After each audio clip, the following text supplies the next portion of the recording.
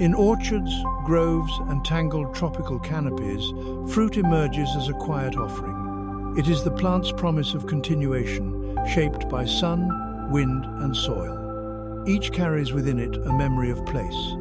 Acidity sharpened by climate, sweetness deepened by time, fragrance shaped by unseen minerals beneath the ground. Here, in the controlled environment of the kitchen, these gifts enter another ecosystem. Flour, butter, sugar, and heat form a contained world. Forces of air and steam will lift, proteins will bind, starches will swell. Transformation is inevitable. 4 fruits will pass through this landscape.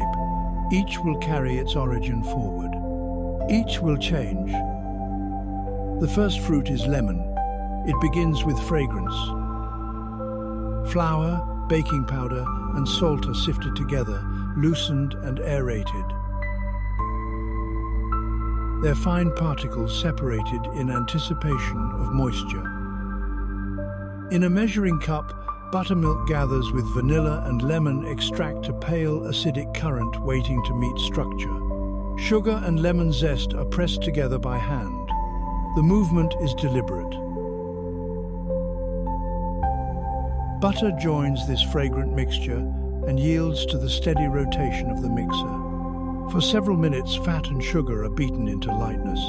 Air is captured within the softening mass. What was dense becomes buoyant. This is the foundation of rise. Dry ingredients enter in stages, followed by the milk mixture.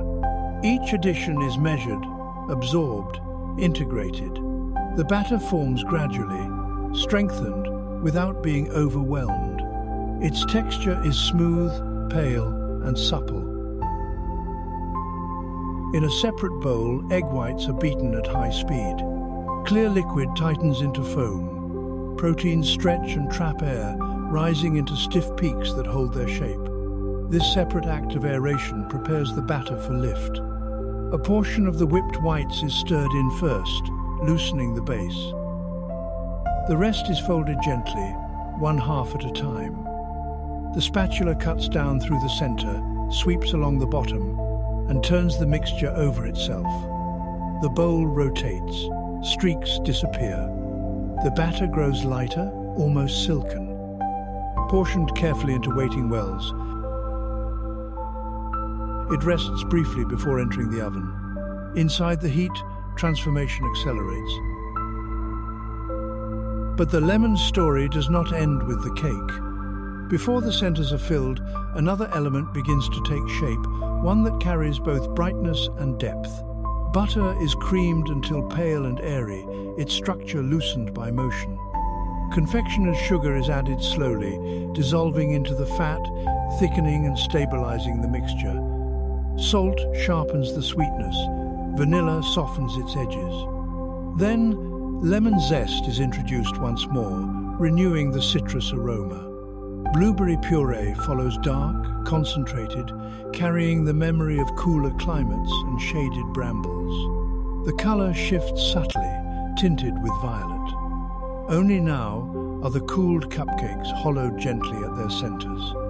A small circle is removed, creating space within the tender crumb. Into this hollow is placed lemon curd, dense, glossy, intensely citrus. It settles into the cavity like captured sunlight. Above it, the lemon blueberry buttercream is layered or piped, forming soft spirals. The frosting rests upon the cake, its color hinting at the fruit within. Lemon retains its clarity. Its acidity brightens the crumb. Its oils perfume the sugar. Its curd concentrates its essence at the core. The lemon has not lost its identity. It has expanded it. The second fruit comes from another climate entirely. In the mixing bowl, cake mix and pudding blend with sour cream, oil, eggs, and coconut milk.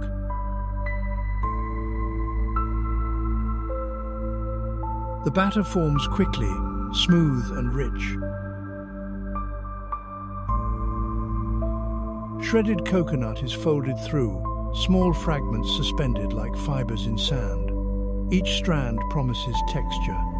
Divided into pans, the mixture enters the oven.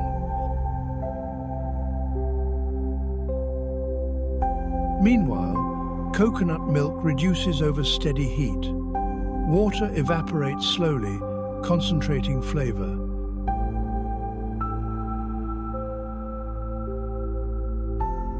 The liquid thickens, deepens, then cools and chills, changing viscosity once more.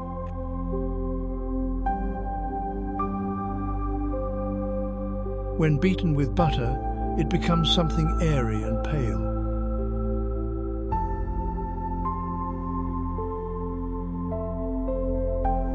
Lime zest cuts through the richness, its brightness precise and green.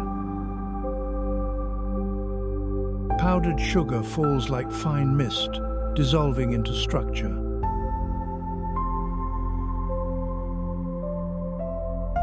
The frosting grows lighter, lifted by continued motion.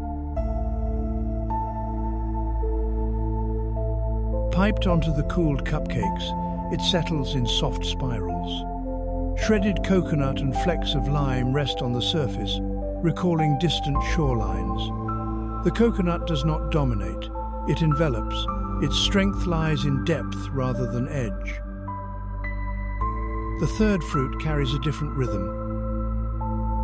Cake flour, baking powder, baking soda, salt and cinnamon are whisked together, forming a dry landscape.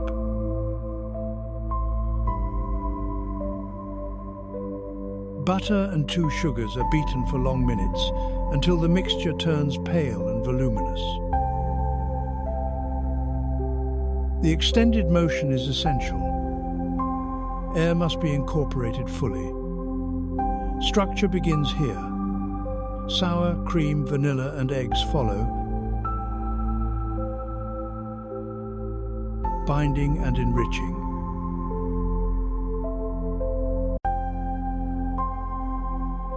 Dry ingredients enter gradually, folded in just until combined. Banana ripens slowly, its starches converting to sugar as skin darkens and flesh softens. It is a fruit of patience. Over time, firmness yields to sweetness. Then the mashed bananas are added thick, fragrant, flecked with deeper tones. The batter grows heavier, perfumed with warmth. Divided into lined tins, it rests briefly before entering heat. Inside the oven, sugars caramelize gently. The tops turn golden brown. Cinnamon releases its aroma. A toothpick emerges clean, signaling internal stability. Once cooled, cream cheese frosting is spread above. Chopped pecans scatter across the surface, adding resistance, a reminder of tree and shell. Banana's transformation is subtle but profound. The final fruit arrives with color that seems almost luminous. Here, that intensity becomes part of a transformation. In the mixing bowl, dry cake and pudding mixes gather first. Greek yogurt follows, thick and cool, bringing moisture and gentle tang. Oil, water, eggs and vanilla join the mixture, each element contributing to balance and structure. The paddle begins to turn. For several moments, the ingredients move together, blending into a smooth, pale batter. Air is woven through the mixture as it beats, creating the internal space that will allow the cakes to rise. Only then are the strawberries added. Small pieces of fresh fruit are folded into the batter. Their color stands in contrast to the pale base. Portioned carefully into muffin wells, the batter settles quietly before entering the oven.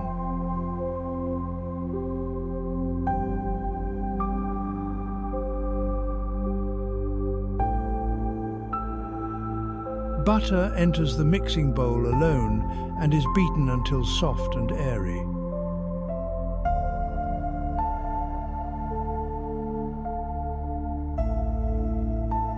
Gradually, confectioner's sugar is added, dissolving into the butter and building structure.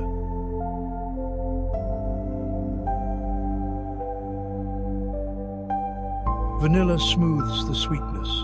Then comes the fruit once more. Fresh strawberry puree is added in measured spoonfuls. With each addition, the frosting blushes a natural pink, carrying the fragrance of the fruit itself. The frosting is ready. Swirled onto the cooled cupcakes, it settles gently over the surface, covering the small hollow formed during cooling.